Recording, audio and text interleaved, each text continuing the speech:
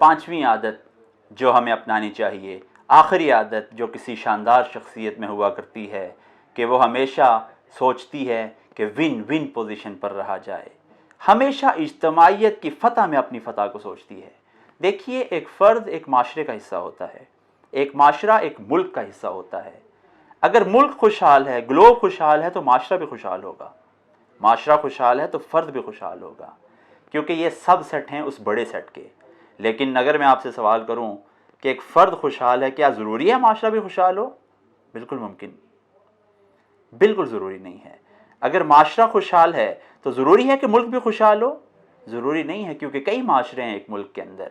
इसका मतलब ये हुआ कि अगर बड़ा सर्कल खुशहाल है तो उसके अंदर छोटे छोटे सारे भी खुशहाल होने के चांसेस ज़्यादा हैं।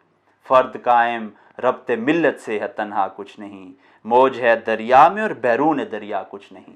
अगर आपकी सोच इज्तमाइयत की फ़तह की होगी, हमेशा विन विन पोजीशन पर होंगे आप, तो आप खुद भी जीतेंगे, लेकिन किसी की कॉस्ट के ऊपर नहीं, किसी के एक्सपेंस के ऊपर नहीं, बल्कि आप सारे मिलकर जीत रहे होंगे। आपने कछुए और खरगोश की कहानी सुनी हुई है ना?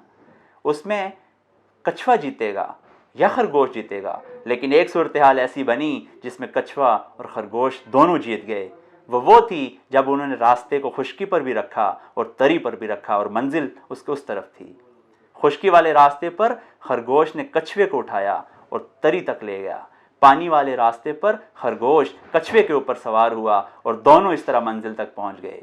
अगर ये दोनों दूसरे को हराने की कोशिश करते तो फिर इनमें से एक तो जीत जाता, लेकिन दूसरा हार जाता।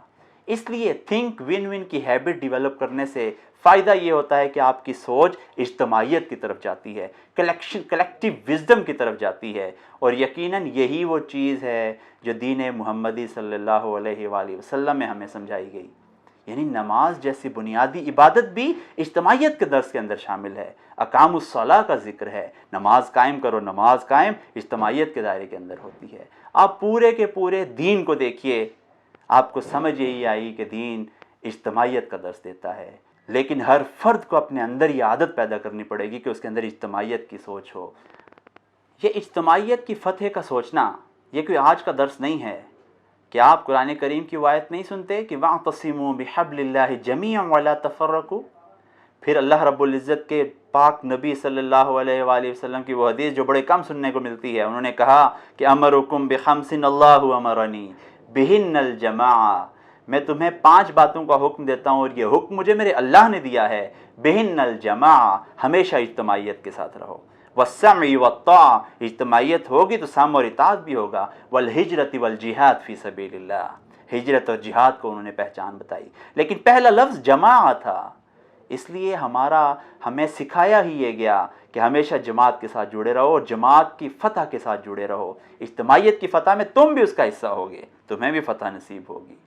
और एक कौल है अरबी का, वो कहते हैं कि ला इस्लाम इल्ला बिजमा, इस्लाम तो जमात के बगैर है ही नहीं।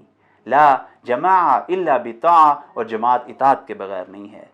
इन सारी बातों का मजमुआ एक खुलासे की सूरत में आपके सामने पेश करूं तो वो ये है कि हमेशा सोच फ़िक्र इज्तमाइयत को कामयाब करने की होनी चाहिए। मैं भी उस इज्तमाइयत का हिस्सा हूँगा, मैं भी यकीनन कामयाब हो जाऊँगा।